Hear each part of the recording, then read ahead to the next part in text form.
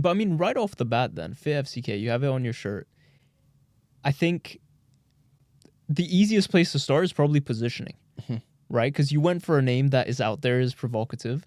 What was the thinking behind that in general? So when I was at uni, it still is a thing, but like a saying is, oh, she's fit as fuck.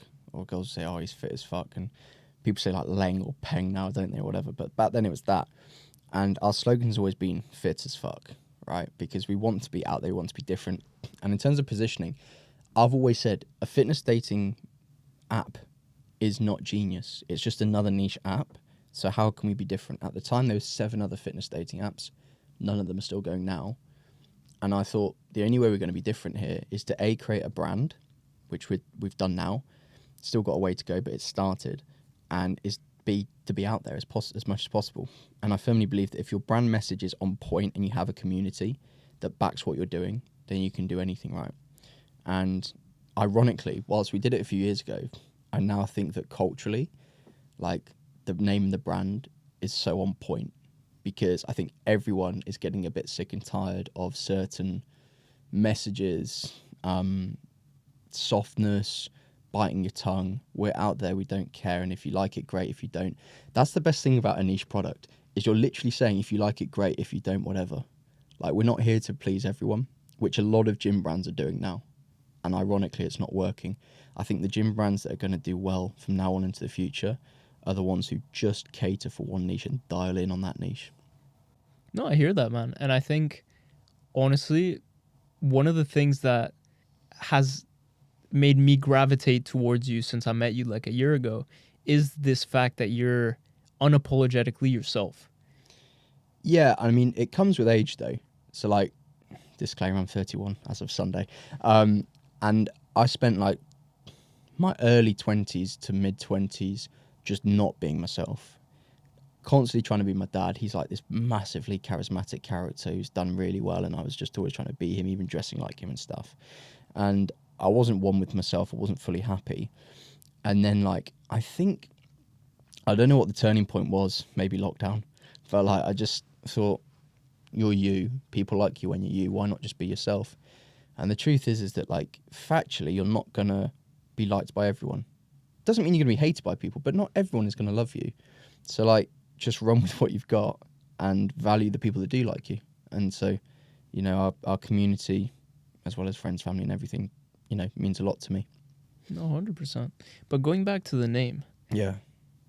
You know, I'm sure that at points it will have drawn people to you as well as drawn others away from you. Mm-hmm. On a balance throughout the last, I mean, has it been 4 years you've been running? No, so rebrand was 2022. Okay. Lost it all in COVID pretty much, and launched before COVID. So it's been a while. But obviously Tim's involvement was pretty exponential for us. But yeah. We'll go into that. Years, sure. But in terms of balance between if you've had people gravitate more towards you or away from you based on the way that you present yourself, and in the end of the day, the first impression you give, like as a brand, right, through the name, would you say it's been more towards, more away, and more specifically within that, if it is those that are towards, I'm assuming that'll also be people that are more interested than like an average yes would be, if that makes sense. You've nailed it. So, like, I don't know the exact percentage of what draws or what comes to, or what makes people come to us, but I would say it's that when people do buy into it, they heavily buy into it. And that for me is so valuable. So I'd rather have like a load of people saying like, fuck yeah, rather than just like, yeah. You know what I mean? Like, if they care, they really care. And I think it's, you know, if you're going to put it in business terms, having high value users, high value members, you know, who when you go to sell something will buy it. When you go to put something online, they'll back it, they'll support you. I'm not saying it's just money, it's, you know, human beings at the end of the day. But ultimately, that makes your business far more powerful, I believe, you know, than just people going along with the ride. Yeah, man. There's a saying, I remember back in the day when I used to read a bunch. I won't be able to tell you which book it's from, but it's a saying that stuck with me. And it's like, love me or hate me, there's no money in the middle. Yeah. So... yeah. And you can replace money with a bunch of different things, but it's that concept, right, of polarizing because you want to attract the right people who are really 100%. attracted to it. And that's what niche is at the end of the day.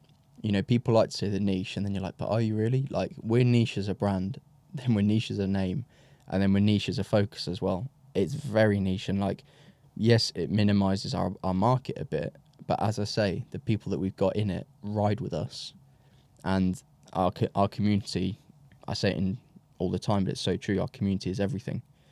And, you know, my job and focus as the founder is to serve that community to their best interest as much as possible, whether that be through events, the app, clothing, whatever. You know, keeping them happy is the main thing. No matter how much we scale, that's got to be the focus.